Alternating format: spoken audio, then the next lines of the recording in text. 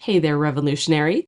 Before we dive into today's episode, I have something super exciting to share with you. If you've been struggling to find your breakthrough moment and you're ready to take your author career to the next level, I want to invite you to check out the High Vibe Author Membership. It's my new membership packed with transformative courses, powerful meditations and hypnoses, and a supportive community that's here to help you manifest the abundant author life you've always dreamed of. Head over to authorrevolution.org/high vibe to learn more and start your journey to success today. Welcome to the Author Revolution podcast, where change is not just embraced, it's celebrated. I'm Carissa Andrews, international best-selling author, indie author coach, and your navigator through the ever-evolving landscape of authorship. Are you ready to harness the power of your mind and the latest innovations in technology for your writing journey? If you're passionate about manifesting your dreams and pioneering new writing frontiers, then you're in the perfect place. Here, we merge the mystical woo of writing with the exciting advancements of the modern world. We dive into the realms of mindset, manifestation, and the transformative magic that occurs when you believe in the impossible. We also venture into the world of futuristic technologies and strategies, preparing you for the next chapter in your author career. Every week, we explore new ways to revolutionize your writing and publishing experience. From AI to breakthrough thinking, this podcast is your gateway to a world where creativity meets innovation. Whether you're penning your first novel or expanding your literary empire, whether you're a devotee of the pen or a digital storyteller, this podcast is where your author revolution gains momentum. So join me in this journey to continue growth and transformation. It's time to redefine what it means to be an author in today's dynamic world. This is the Author Revolution podcast, and your author revolution starts now. Well, hi guys, welcome back to the Author Revolution podcast. In today's episode, we're diving deep into a conversation with an inspiring guest, Allyson Hawkins Ward. Allyson is a powerful voice in the world of personal transformation and parenting, and she's known for her ability to guide women through life's toughest transitions, helping them find their way to thriving careers, balanced lives, and joyful, authentic living. Her journey from overcoming personal loss and career challenges to becoming a senior trainer with Tony Robbins is nothing short of remarkable. Through her experiences, Allyson has not only transformed her own life, but also empowered countless women to take control of their futures and design a life they love. I'm especially excited to discuss her book, Please Don't Come Home Except for a Visit, which offers a profound insight for parents navigating the tricky shift from being a supervisor to being a trusted advisor in their children's lives. That's definitely a place where I'm at right now with some of my children. But the lessons don't stop at parenting. Her unique grit formula and emphasis on core values offers incredible strategies for indie authors to stay resilient, focused, and creatively energized. So trust me, you won't want to miss this conversation. If you're an author looking to overcome challenges, stay true to your values, or reignite your creative passion, Allyson's insights will be a game changer. So grab a pen, take some notes, and get ready to transform your writing journey. Well, hi, Allyson. Welcome to the Author Revolution podcast. I'm excited to learn a little bit more about you and have a discussion today. So before we get really into everything, do you want to start by telling us a little bit about yourself and your journey? Wow. Never know where to start with that. Let's see. First of all, thanks for being here. I appreciate it. Have an opportunity to talk with you and for your listeners, hopefully to learn something that'll be valuable. Let's see. Spent most of my career kind of a traditional corporate environment. And I got this crazy idea about writing a book. It was really a passion project for me.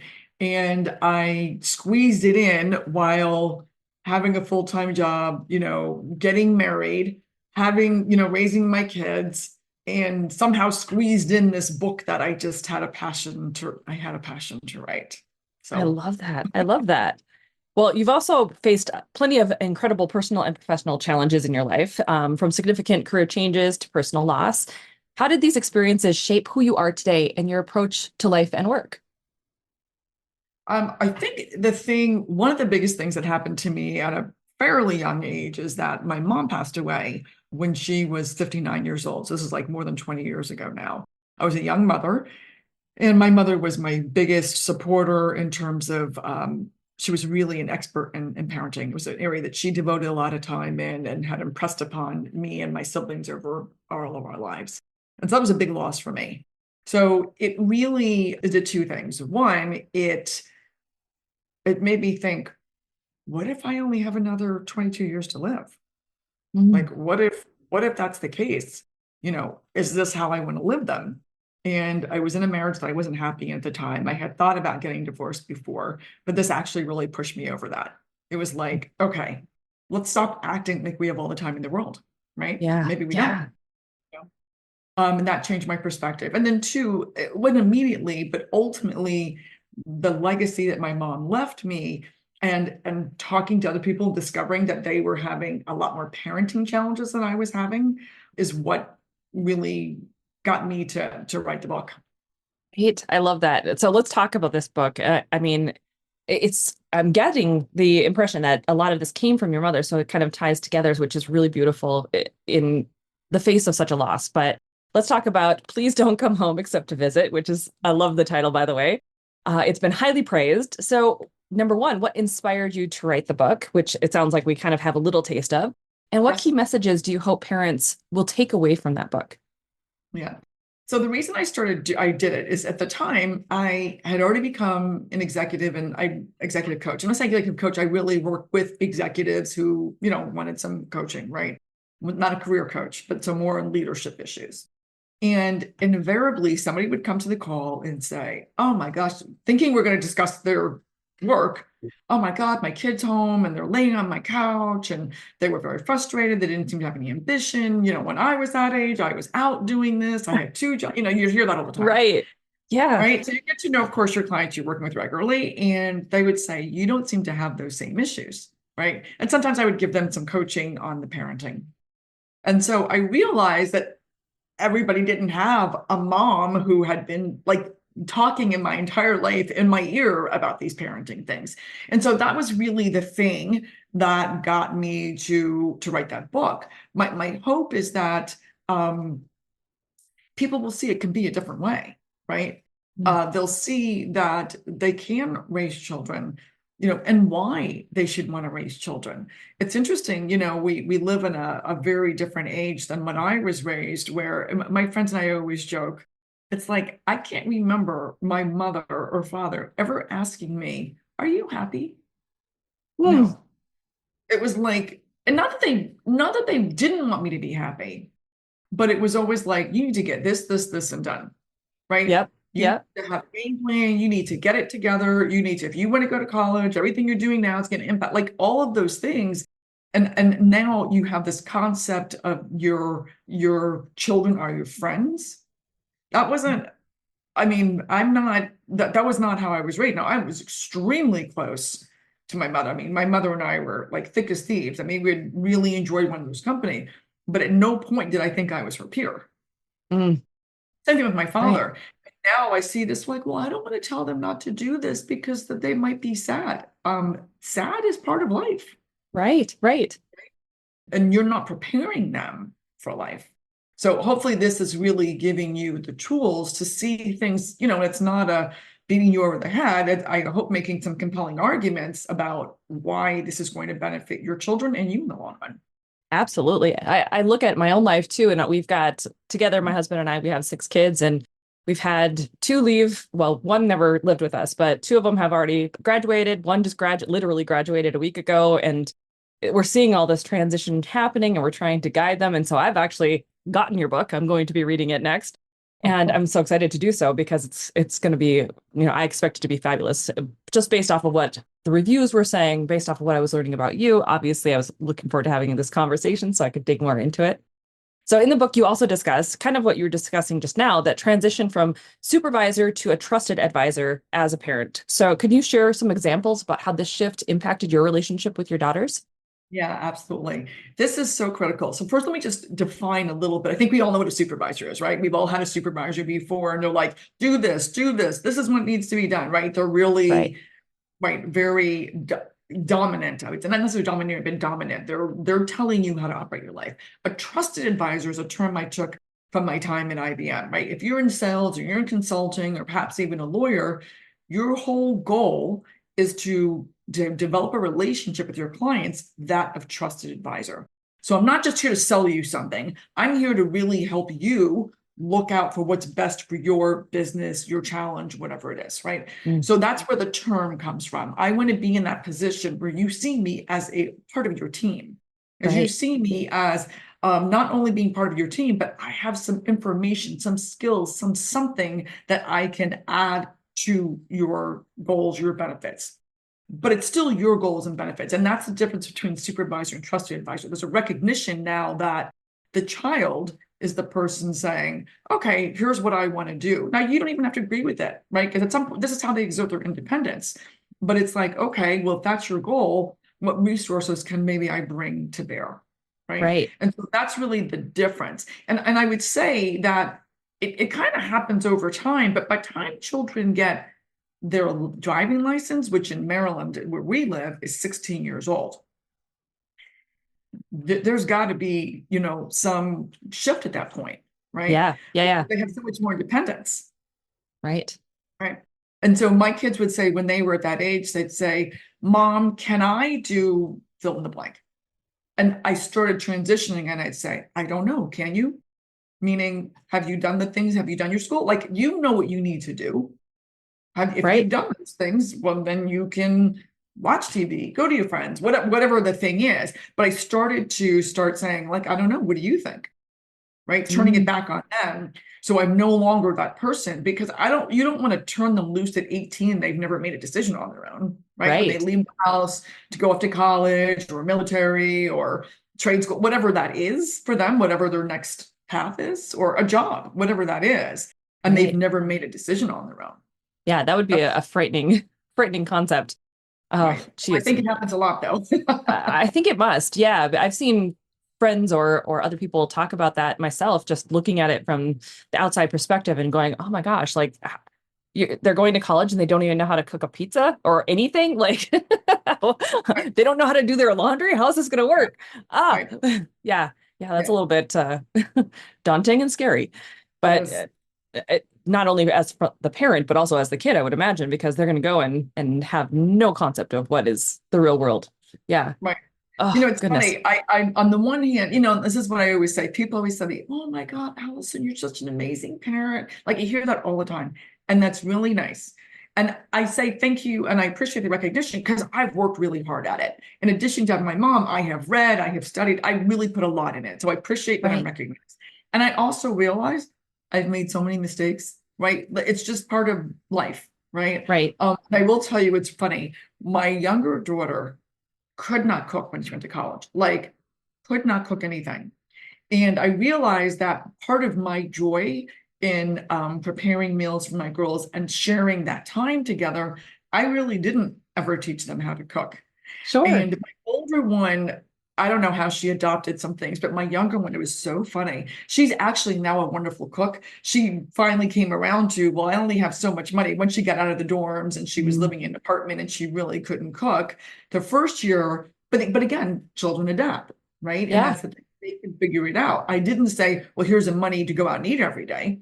She worked out an arrangement with her roommate, where her roommate was a great cook and Kendall had grocery money. So Kendall bought the groceries and the roommate cooked.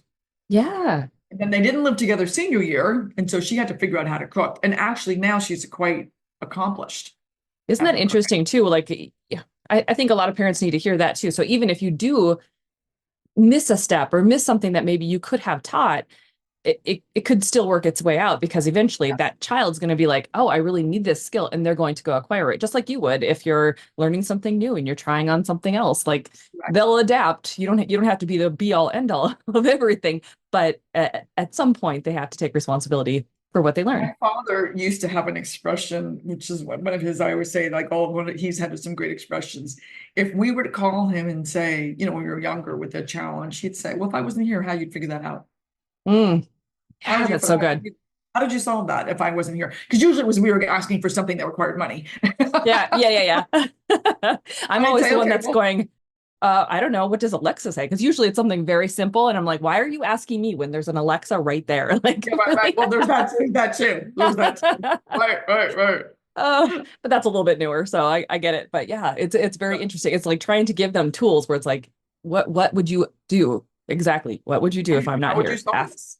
Yeah. Right. What There's steps so would many you tools. take? How would you solve it? Let's unpack it. He didn't do all of that, but sometimes he did. He's like, well, what would you do first? Then what would you do? Right. Mm, And that's something mm. you can do to help. So instead of just saying, okay, I don't know, who would you call? Well, okay, I could call this, walk them through it.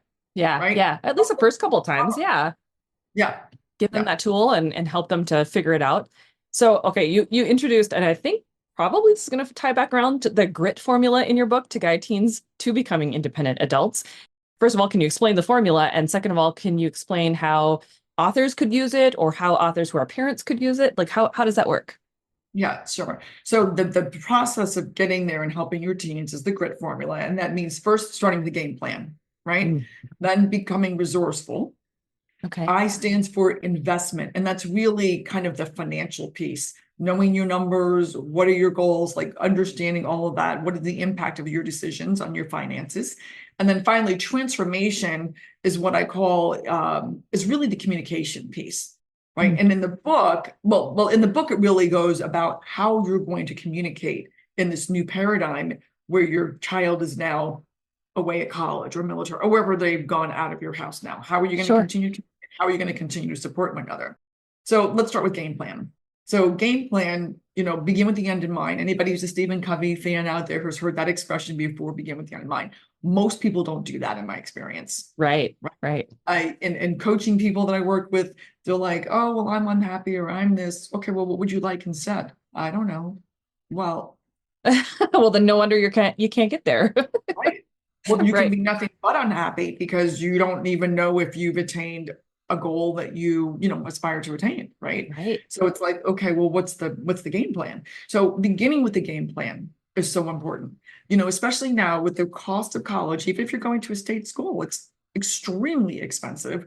I talked to my friends in other countries and they were like, I can't even imagine how much money we spend on college. Right. And so you're having a conversation with them about, look, if I'm about to plunk down or get loans or however you're going to do it, what's the game plan, right? Mm, What are you going to do when you graduate college? And everybody's not going to have that bait, right? But raising it in their consciousness that there's an end result. This is not just because it's the next natural step, right? It makes the student more aware of that. So having right. that game. Same thing when you're writing. Like, what's your game plan? What's your outcome by writing this book? Why are you writing the book? Mm, Right? What's it going to yep. mean to you when you write it? Are you writing it because you want to make millions of dollars? Are you writing it because you just have a story to tell? Like, what is your outcome? Who's it going to help? Like, understanding that is paramount because when you're have a job, have children, like have other responsibilities, that book, unless you're clear about what your ultimate outcome is, never going to get written. Right. Will never Right. get written, right? So having a kind of your game plan, which starts with your ultimate outcome, is crucial. Resourcefulness. Kids need to learn that skill. They can be resourceful, but it's a skill they need to develop. And so not giving them the answer all the time. I grew up and you'd say, Mom, how do you spell so-and-so? And they'd say, look it up. Mm, You'd be like, well, I don't know how to look it up. I don't know how to spell it. Figure it out. Right. right. Like you said, they would just go to Alexa, how do you spell this? Or, whatever. Yep. But even that's a sign of resourcefulness, right? They can figure Right. something out, right? There are Yep. different tools today, but rather than you saying, oh, you spell it X, Y, however you spell it, it's like, let them be resourceful, right? So I have a Yep. whole chapter on there on resourcefulness. Same thing with writing a book. What are the things that you need to write your book? What are the tools that you need? Who can you call upon? How can you get an editor? Can you do a swap with somebody? Maybe it's somebody else who's writing a book and you can edit one another's book. Like be Mm, resourceful. Everything doesn't have to be money out of your pocket. So be right. resourceful to find the tools. So good. Investment again, too. If you're going to, let's say you have the luxury of taking time off of work because you want to finish a book, let's say, okay, great. How long is it going to take you? How much money do you have saved up? Can you afford to take that time off? What's the impact on your household budget, like understanding the financial impact of Mm, how you're approaching it could that be very. that's very smart. Yeah, absolutely. And then also, I would say, as it relates to writing a book for the transformation, which is really all about communication, I would say in this case, it's more about how am I going to get the word out about my book? Mm, Am I going to get all my friends to make posts? Am I going to seek to be on TV, like to promote the book? What am I, before I even get started, how am I going to communicate this? What's my plan? Right. right. Again, that kind of ties back to the game plan. What's my ultimate goal in writing this book, and how am I going to, how am I going to get the word out? Yeah, that's so good. And in a lot of ways, I teach manifestation for authors as well. So we look at things from a manifestation and sometimes even quantum physics level, depending on the type of person. And so looking at it from that perspective, it's truly the same kind of concept where I teach it where there's 3 steps. The first one's decide, and Mhm. you need to decide what you're doing, where it is you're going. That same thing as game plan, right? Step 2 is locking in the vibe, trusting that it's already yours, that you can find and be resourceful enough to figure out everything that's coming into place. And then step 3 is taking that inspired action that comes about from having already claimed the decision. And so a lot of those other things like, the transformation comes from taking the action, and investment, I think, is so key because we need to invest not only in ourselves and what we're doing, but also pay attention, like you said, to our money and how we're putting our money in and out of things. Is this a smart investment? Should I be putting money in editing, for instance, or should I be putting money in ads, whatever?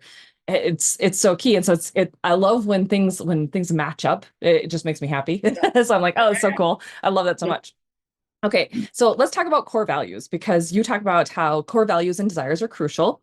How can indie authors identify and stay true to their core values in their writing journey, in what they're doing, especially when they're faced with external pressures and expectations? Let's say they have a kid that's going to college, or they're trying to do something and it's not quite working. Do you have any advice there? I think, again, the why you're doing it is absolutely critical, right? Once you know why you're doing it, why is it important for you to get this word on paper, so to speak?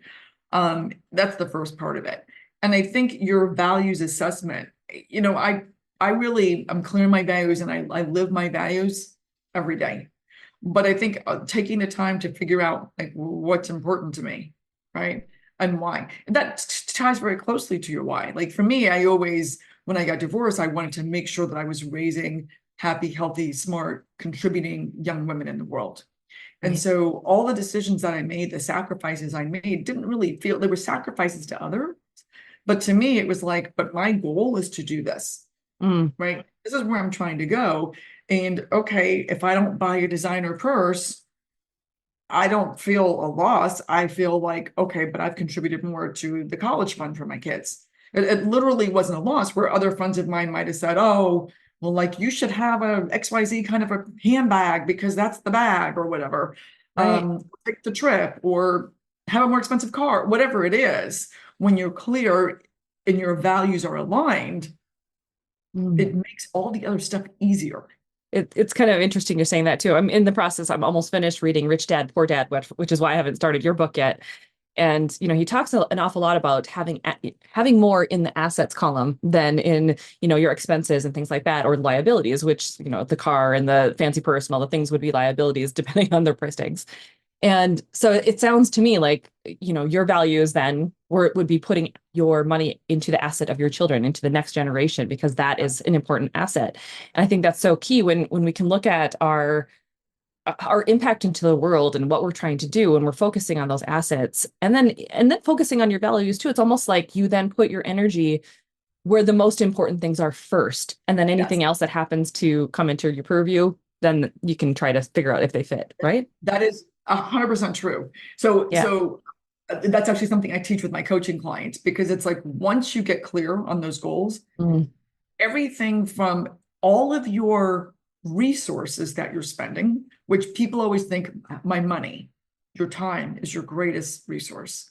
yeah. So all of those things, it's like, okay, how am I going to spend my time? Is it aligned to my ultimate goal and my values? Because if Mm. not, it becomes so much easier to say no. So Oh, much easier. right. People are like, well, I can't say no. Well, you can say no if it doesn't align with where you're going. But if you Yeah. don't know where you're going, you're not Yeah. clear on your values, then it makes it much more difficult to attain things. Yeah, yeah, yeah. Because if you're just focused on making money and you don't know how you actually want to make money, for instance, you're going to just take everything that's coming your way and kind of be scattered and diffused and not know what the heck you're doing or why you're doing it. Yeah, Yes. that makes total sense to me. And I think a lot of authors, I don't know how much you know about the indie author sphere. Did you publish traditionally or did you publish yourself? I published myself. Okay, okay. So then you know what I'm talking about. But with indie authors, particularly in fiction, we have this thing called rapid releasing, where a lot of authors are releasing books, a book a month, sometimes a book every 2 weeks. I mean, they're writing very, very quickly. And some people, it aligns perfectly with their values. It aligns perfectly with how they love to write and the things that they're doing. And for others, they're just trying to chase the dollar doing it. And it's like knowing what your actual values are and how you operate is so, so key and critical. And I think it's so good that people like you are teaching that, not only for entrepreneurs or for executives, but like for my audience to listen and hear that too, because it's important to really lock into that. Yeah. Yeah. Yeah. No, I definitely agree. I definitely agree with you. And it kind of ties into my next question because you emphasize self-care, right? And setting boundaries. So how can authors incorporate these practices into their daily routines to boost their creativity, their productivity? Does it tie back around? I'm assuming it does to your book and the way that you teach parents with their kids. Yes, that's one of the things I talk about. You hear people say, well, I have to be there and do all these things for my kids. And, it's always, and particularly with moms, I'm not saying dads don't do it. It seems to be more a challenge with women where they're like, this becomes this very martyrish behavior. Mm, And when I speak to women who are doing that and I say, is this the behavior you would like to your younger child, your son or daughter to behave to do? mm, Right?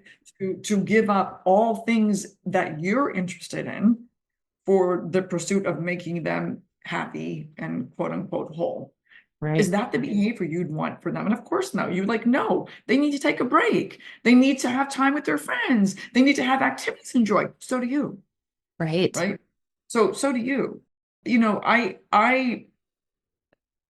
my husband always says, like, you're the hardest working person without a job that I know.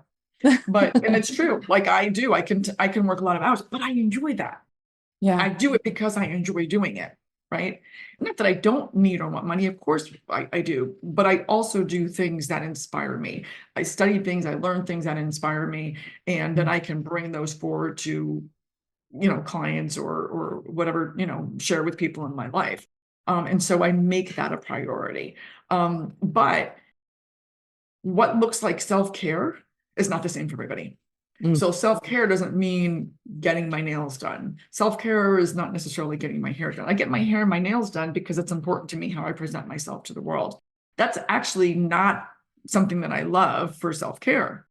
Taking time for a walk every morning, like I do now around the lake, that is self-care, I right? love that. Taking that time for myself. And in my book, I talk about, this is something you can start to explain even with young children, where you say, you know what?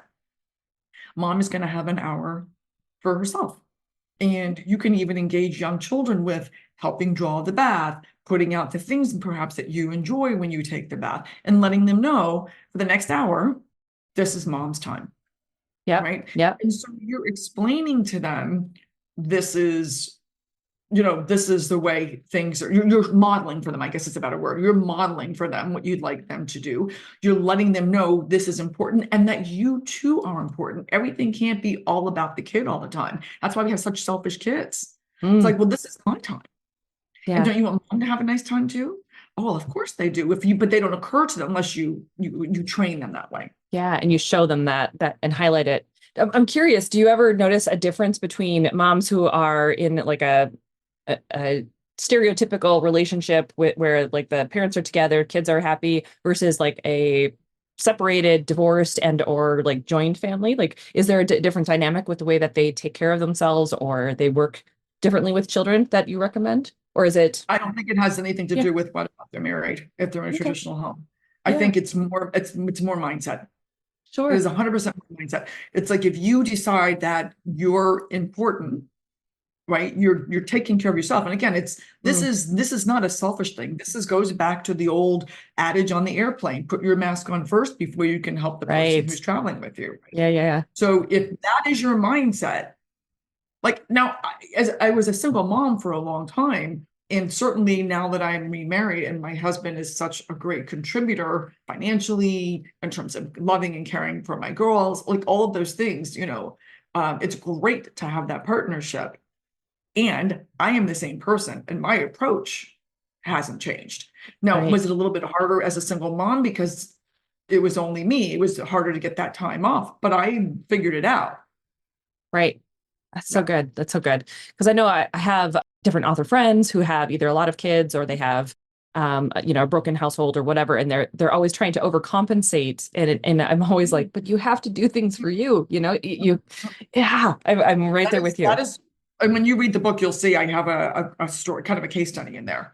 Mm. I'm glad you said that. That is one of the worst things you can do. People feel like, well, I feel guilty because their dad's not living in the house, or why? Yeah. You don't Yeah. need to feel guilty. Put that aside, because what that does, it causes you to overcompensate in ways that are not serving you and are not serving your children. Right? Absolutely. You can't be like, oh, well, I'm going to let them stay up a little bit later. I'm going to have them have more candy or whatever because I feel guilty because I had to work late today. No, Mm. life. Mom had to Yeah. work late so I can provide for us to go on vacation next month. I'm taking on some extra hours, extra projects so we can do this fun thing. Children need to understand there's a cause and effect of all the decisions we Right. make, right? Yeah. Yeah. Yeah. Life is a study of consequences. The sooner they understand that, and you can share that, and sharing the decisions that you're making. There's a fine line between sharing inappropriate adult conversations. That's not what I'm talking about. If you're like thinking you're going to be kicked out of your house next month because you haven't paid your mortgage in 6 months, that's not necessarily the thing you need to share with your kid, right? They Right. don't need to be stressed out going to school and whatever. By the same token, if you're taking on extra work so you can provide for a nice vacation, they should know that, Yeah. Yeah. right? So there's that fine line. That makes total sense. I like that a lot. And I think when I look at my life, we have a blended family, and it's always been really important to me to make sure that they see me doing the things that are me, the things that I enjoy. So I read in the morning, I go do my meditation, I do my workout, I will do walks, whatever. And then we still have our time together. And it's typically, toward the end of the day, maybe it's after school or it's after dinner or whatever, but it's all about helping them to see that, yeah, you or I or anyone else, we need to maintain our level of self so that we can be the best person for everybody else. Yes. Yeah. Yeah. So good. Okay, so transitions, let's talk about those because whether it's a career change or shift in personal life, it can always be daunting, and authors are no different. Like we all have things that come in and change things. It could be a health concern, a crazy thing, whatever. What strategies do you recommend for people who are in that transitional phase, and how do they maintain, like if they're an author, create their creative momentum during those types of moments? Yeah. So I think the first thing that we all need to recognize is change is a constant, right? Mm-hmm. I mean, if things are going great right now, it's about to change. If things are going horrible right now, it's about to change. Yes. And so So your good. ability to have what I call emotional mastery, which means how I process things, is always empowering, right? So if something goes wrong, I give it an empowering meaning. What did I learn? How do I do that? What did I learn? Yeah. Right? Great. I can take this forward to another situation, right? I'm supposed to get this lesson, I'm supposed to learn this thing. I look at it that way versus like, oh my God, why this happened to me? And then Yeah. go down the pity spiral, which is not helping you. No, I'm not saying things don't happen that are horrible and you can't take a minute to feel sorry about them. I have had a lot of loss, and I still miss the people, but I work to make positive meanings for them. Like Right. losing my mom at such a young age, which of course is very unfair. And she's my best friend. I feel very sad about that. But I also think of how can I honor her? I keep her memory alive in the lives and the minds of my children by sharing funny stories on a regular basis, right? And so all of those things are really important. So I would say emotional mastery is the biggest thing that people can do so that they're not sucked down when things don't go according to plan. Because things very rarely go according to plan. Right, right. No matter how much you plan, it will go sideways a little bit. Yeah. It doesn't. It's great if you have an A, B, and C. I always say I'm the A, B, C, D girl plan. I got a couple plans, right? If this doesn't go, I got this. I have a couple different plans. But still, it's like when I think about what can I learn from the situation, right? Yep. That changes. That changes. I love that. One of the questions I ask myself often, like, especially if things go a little bit sideways, is how can I see things differently? How can I view this thing differently? Yep. And right. Sometimes it'll come to you in a meditation, or sometimes it'll come right. to you right away. And sometimes you're just stuck. And it's like, I love ChatGPT lately because I can ask Chat, how can I view this situation that just unfolded differently? And it actually helps you love that idea. Take a different perspective on what just happened and how you can view it differently. Like, how can I put this in a positive spin? So good. And I would say one more thing on top of your ChatGPT, because that's I would say I'm somebody who's very advanced using ChatGPT because I work with some businesses to help them to employ. But the thing that I would say too is I would put a top on that and say, imagine you're right, like the most optimistic person in the world, or the most whatever problem solving person. And now, how can I see this, right? Yes. And I love that. Yes. I would say that we said something very similar. I always say, what else could this mean? What else could this mean? I know that I'm angry, upset, disappointed, whatever those disempowering emotions are, but what else could this mean? Right. That's a question I was asking myself. And I love that too. Like, you do have to take a moment, because I don't think you can have that mental shift to go into that question yet until you process through the emotion that's actually coming up of frustration or anger, of disappointment, whatever it is. But once you push through it, now all of a sudden it's like, okay, I felt that. I've been there. Now how can I shift it? Because I'm not going to stay stuck there. Right. Now all of a sudden that's when that new energy comes in. Yeah. And I think part of that important thing too is, this is one thing I work with my clients too. I do this kind of annual review process. And it's like, what went great? And get clear, why did it go great? What did I love about it? Right? Because so I can replicate that in the next 12 months. Right.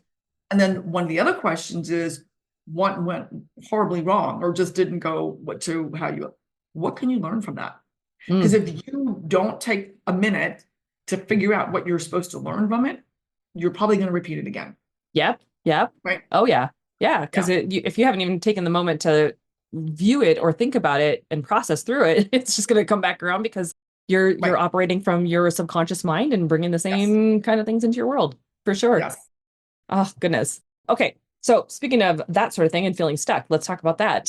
For others who feel stuck or disconnected from their passion, what steps can they take to reignite their love of writing, of doing whatever it is that they love to do with their busy lives, much like you would advise a parent or one of your clients? I'll share two approaches that I've taken in my life that have served me well. When one is just trying new things, right?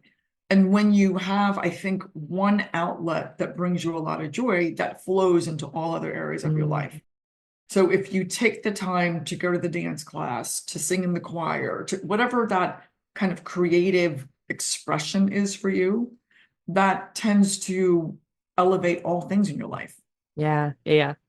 So I would say that's the first thing. And what was my second thing I was going to say? Oh, again, going back to this plan and getting clear on the why. When I wrote my book, it's funny, I was writing for a long time, not making any progress. And one day I remember sitting home. The job I had at IBM at the time was a job that I did not care for. And I did not care for the management team. It was just the wrong job for me. And I was very unhappy. And I'd been there for 20 years, and most of my career at IBM was phenomenal, but this job was not a good fit for me. Somehow in my mind, I associated that when I write this book, I can leave. I don't know why. It wasn't that I thought I was going to earn millions of dollars. That wasn't the thing. For some reason, I just had that in my head. And I also knew if I didn't do something radical to get that book written, I was never going to get there. I was never going to write this book. I remember it like it was yesterday. It was like January, cold, snowy day, Saturday afternoon. And I was so frustrated. Reached out to a friend and she said, here's an approach I use that I found very useful. And include using a mind map to organize my book. So she said, and her advice was, do the mind map, and all you do is the mind map. Don't write anything, just map it out, however long that takes. And then when you have the branch of the mind map, when you have a couple of hours, just write that. Right. Just write that. So that's how I wrote my whole book. Once I got that mind map set up, it was quick. Like you could find me at a Saturday afternoon. I'd go to the library, I'd spend 2 hours, and I'd pick a branch and I would just write. I love that. I wouldn't revisit it, right? I just took it all, put it like where it belonged in the book, and sent it to my editor. But again, it really, really started to flow once I got that process in place. That's so good. When I'm teaching authors how to do their series, for instance, we do mind maps first to be able to get like what is it that they're trying to relay out? Like what is it that they're trying to talk about, whether it be in fiction or nonfiction? And we always start with the genre in the center and then go from there with the spokes. And I love that. Mind maps are incredible tools when it comes to getting that mess of jumbled information out of your brain. It's so good. Well, and yes, and then putting it into some organization and some structure, right? You have all these ideas, Yep. but I was just showing my mind map to somebody the other day, and it's like I'm looking at it. I wrote this book 6 years ago or more. And I look at it, it's like, oh, I can see exactly. I had this, I had this, I had this. And I'm like, that's pretty good. Right? It's so good. And now you have a process that you can use for the next book, right? Well, I am. And I have 2 books in my mind right now. The one I probably will really, I intend to get written this summer. So that'll definitely be, but it'll be written by the fall for sure. So good. What is it called? Can we find out? I don't have the name of the book yet. It's really, my passion is on leadership, right? Yep. And specifically on communication skills and how your communication skills really can make you more empowered leader. And as a friend of mine pointed out, the parenting book is about leadership too. That's long been my passion, right? It's like being a leader in your home as it relates to raising your kids. So this is kind of more of the same. And then my other book that I have that I'm also formulating in my head is really more about the women that I work with. I have a program called Good to Greatness, and I want to write a companion book for that to just, everybody can't take the time or whatever to do the course with me. But if I can show them the steps in this book of how do you, because when women get to a certain age, because we've been taking care of our kids, we've been having the careers, we've been taking care of our spouses or an elderly parent or list goes on and on, all our responsibilities. Often when people get to about 45, 50 years old, they're like, oh, wait a minute. What do I like again? Right. And it's the reason it's that age is because either a marital status change, a job change, they may have lost their job, perhaps their kids are going off, they've lost a parent. All of those things happen around that age that causes this like questioning of identity. Wait, who am I? Like, it's been so long that I've thought about what I like, what I want. I've forgotten how to do it. Right. I can definitely understand that. Even when you do the things that you like, because I look at it from like the perspective of my career where I've been in writing and publishing now for the past 12 years. And you still get to a point where you're like, do I still like this? Like, do I still want to be here? Do I still want to be doing this thing? But usually based off of that, it's like you'll cycle back around. There's still elements you want to continue doing. And maybe there's pieces that need to fall away. But the majority of it, you realize that there's still layers of you and that now I see myself clearer. Now I see the things I like most. And then you can kind of just pivot a bit and keep going and having fun with it. Yes, that's really cool. So on a lighter note, because you often share joyful moments with your daughters, like dancing on social media. I love this. How important do you think that joy and playfulness are in maintaining a creative energy for people or authors, or I honestly think people in general, but authors as well? So people who know me, and I've had people who do my courses because they say, something I sense about you is that you're always having fun. And that is 100% true. And I mean, obviously every moment of every day is not fun, but I have a question that I ask myself. And we all have a question, what we call our primary question. It's a question we ask ourselves over and over again. And for years, my question was, how can I get it right? And in a way, what was great about that question was I was a striver to be better. And like, you can see all the great, wonderful things, right? It caused me to work hard. I accomplished a lot of things. I helped add a lot of value to a lot of people because I wanted to get it right. But the downside to that question is, well, it assumes it's not right already, presupposes that. And that I have to be the person to fix it. Like there's all these things it presupposes that are not great. So what I changed that question to is, how can I experience even more love and joy and beauty in this moment? So I asked myself, particularly in times of stress, and I'll tell you how that works. One at a time, I'm driving down the road with my daughters and my niece. I can't remember where we were going, but we get in the car, traffic is horrible. I'm like, oh my gosh, like, why didn't I leave earlier? Like, I start with the beating myself up, right? Because I'm trying to get it right. I want to be there on time. Right. I'm like, take a deep breath. I'm like, no, let's ask a better question. It's like, how can I experience more joy, beauty, and love in this moment? Ask a better question, find a different answer, right? Right. And I'm like, I know what I can do. I can put a song on that we all love. And I did that. And the next thing you know, the four of us are singing. Because how often are the four of us together? Right? Right. Like really enjoying this moment, because I wasn't going to get there any faster being like, holding on to the steering wheel with my knuckles, I wasn't going to get there any faster. Right. But I was going to certainly get there in a much better emotional state. So good. That is so good. And so important. I mean, wow. I think about all the times with, you're stuck in a car with someone and they're just like freaking out. And maybe it is you yourself doing it where you're like, why can't they figure out the speed limit signs? Yep. But having the option of going, okay, well, how can I have more joy? What a great question to ask. No. And you can use that in so many different scenarios too. Every scenario. It's like, what would make this even more fun? Like, my girls and I, like I said, the dancing, we love to dance. I grew up as a ballerina. My girls were raised as dancers. And when we're together, we dance. In fact, we were together this weekend and we were so busy that we did not get a dance. But if you look at my Instagram page, you can see there are many times that we do. And we're not trying to be the people that everybody follow for dancing. It's just what we love to do. And we have a lot of fun practicing the dances. Usually my girls are teasing me about why I can't keep up with them. But we have a lot of fun in the process. So it's not just the end result.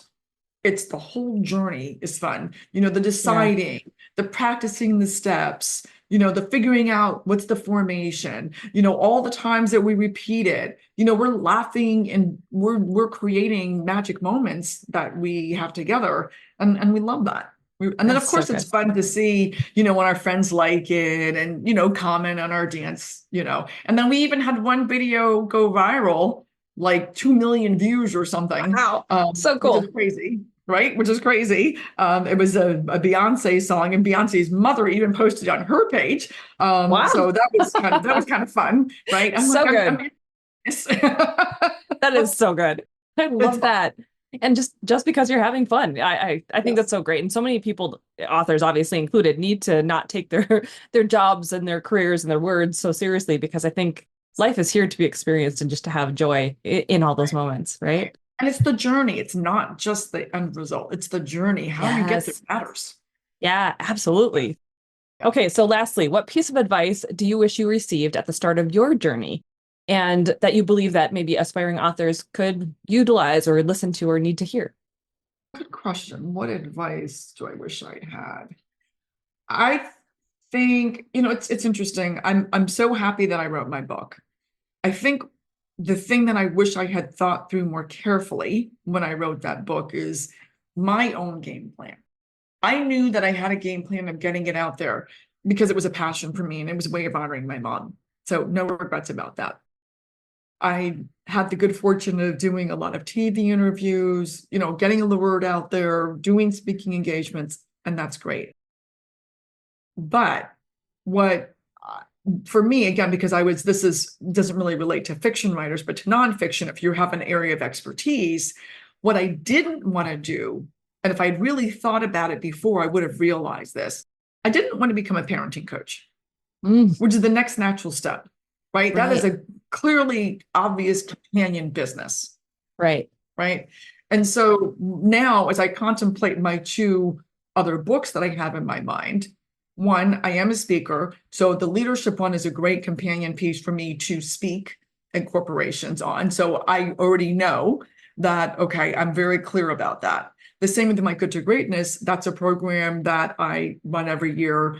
And, so maybe there's additional business for it in me, in the sense that women will say, hey, this is really good, but there's nothing like immersion. I'd like to get in there and get the feedback from Allyson in person, and come in, and the camaraderie of the other women, and all the wonderful benefits of doing it in person. But again, those are kind of related businesses. So I think if I had a more complete picture of what I was going to do ultimately with it, that would have been important for me.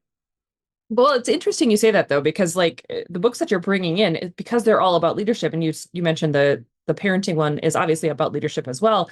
Once you have your list of books, your backlist of books all together, that having your parenting book be first doesn't matter anymore, because now it's just another variation of leadership, and all leaders have kids, they all have things that they're going through. So now it's like a perfect companion book that they need to read as a leader. So, I mean, it might be a little bit out of order in terms of like how it could have leveraged your business, but at the same time, it will all level itself out and be perfect. I think you're right. And I think that's actually what you said is really a great reminder of, we can't just look at 12 months.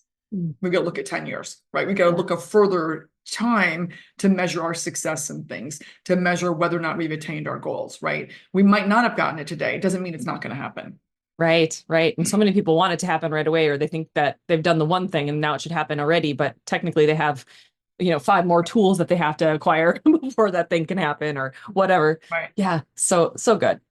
I've heard it said before that people overestimate what they can do in a year and underestimate what they can do in 5 years. Oh, that's a good one. That's a really good one. I like that. Yeah, I like that one a lot. And it's such a good reminder. It really is. It really is. Well, Allyson, where can my audience go to find out more about you, what you do, obviously learn more about your book? Where can they pick you up? Obviously, Instagram. They're going to need to go follow you on Instagram. You got to follow me on Instagram, right? I mean, you got to follow me on Instagram if you want to see the dancing videos, right? I mean, heck yes. And there's a lot of other content there for people to help them in their careers and their thinking and their mindset. So there's a lot of things there. Dancing is a small part of it. The other place I would say is my website is AllysonWard.com, ALLYSON Ward, WRD.com. And I have a button on there. It's a work with me page. And on that page, one of the things that I created this little course that's a self-study program, because I do it with my paid clients, but this is a great way to get yourself set up for the next 12 months. What would you like to have happen? This doesn't have to be a December thing or a January. Like, what do you want to do? Take a stand today and say, what do I want to have happen in the next 12 months? And I have a code for you to share with your listeners, which is if they want to purchase it, then get $20 off.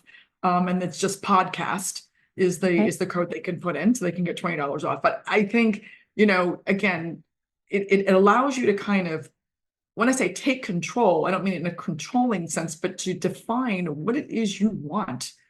This is the first step, right? Yep. And there's a lot of steps along the way about how to do it and maximize your opportunity to reach your goals. I love that. First, you just got to make that decision and start going in the direction. I love that. Well, Allyson, thank you so much for being on the podcast and sharing your wisdom and your insights, and obviously letting us learn more about you and your book. It's amazing. So thank you so much for being here. Thank you so much for having me. It's been great. Oh, wow. What a conversation.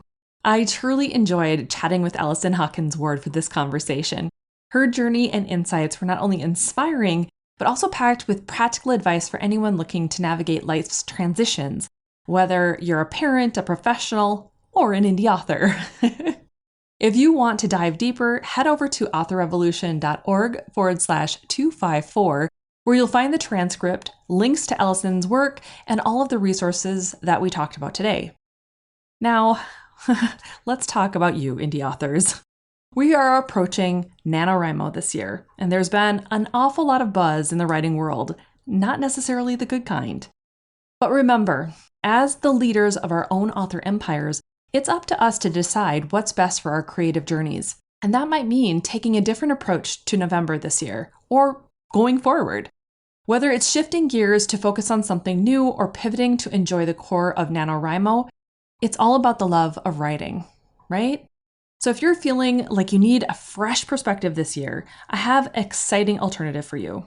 My 4 books, 5 days course is perfect for those of you who want to leverage the power of ChatGPT to craft an entire series of books. I know that AI has been a contentious thing, especially with Nano this year, but I want you to understand just how revolutionary it is. It truly is an approach that is going to open up so many opportunities for you, and we're kicking things off with another live cohort that's going to go from October 7th to the 11th, with a special live Q&A on Saturday, October 12th. Plus, if you missed last year's launch, you're in luck because this cohort is available at a special price. Afterward, we'll be diving straight into Rapid Release Roadmap, which is a 6-week program that takes you through my 6-week writing sprint, because honestly, I've always preferred that over the 30-day crunch of NaNoWriMo anyway. So if you join 4 books, 5 days, you'll also get an exclusive discount on Rapid Release Roadmap. If you're ready to jump in and take charge of your writing journey, head over to authorrevolution.org/254 for all the details.